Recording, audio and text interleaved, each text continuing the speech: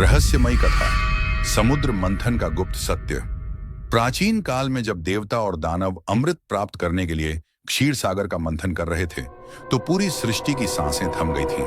यह केवल अमृत पाने का प्रयास नहीं था, बल्कि यह सृष्टि के रहस्यों को उजागर करने की कुंजी थी। मंथन का उद्देश्य देवताओं ने दानवों को मिलाकर यह कार्य किया। सबको झांत था कि समुद्र मंथन से अमृत निकलेगा, परंतु आर्षियों ने संकेत दिया था कि इसके साथ कई भयावह और गुप्त वस्तुएं भी प्रकट होंगी, जो ब्रह्मांड के रहस्य उजागर करेंगी। हलाहल विष का रहस्य सबसे पहले समुद्र से निकला। हलाहल विष यह केवल विष नहीं था, बल्कि यह अज्ञान और मोह का प्रतीक था। यदि यह फैल जाता तो सृष्टि का विनाश हो जाता। महादेव शिव ने इसे पीकर नीलकंठ बने। इसका गूढ़ अर्थ है, ज्ञानवान व्यक्ति ही अज्ञान का विष सह सकता है और उसे अपने भीतर रोक सकता है, ताकि संसार सुरक्षित रहे। अद्भुत रत्न और अप्सराएं। इसके बाद समुद्र से निकले रत्न, कामधेनु, ऐरावत हाथी, लक्ष्मी माता, अप्सराएं और कौस्तुभ मणि।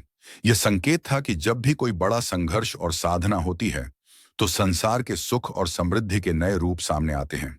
अमृत का रहस्य अंत में समुद्र से निकला अमृत कलश। सभी देव दानव उसकी ओर दौड़े, परंतु विष्णु भगवान ने मोहिनी रूप धारण कर दानवों को विचलित कर दिया और अमृत देवताओं को पिलाया। इसका रहस्य यह है कि अमृत अमृता नहीं है, बल्कि सत्य और धर्म के साथ जीने की शक्ति है। अमृत पीने वाले देवता भी अंततः ब्रह्म के नियमों के अधीन रहते हैं।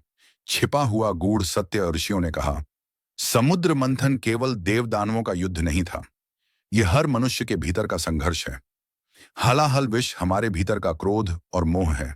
रत्न और अप्सराएं हमारे भीतर की प्रतिभाएं और गुण हैं।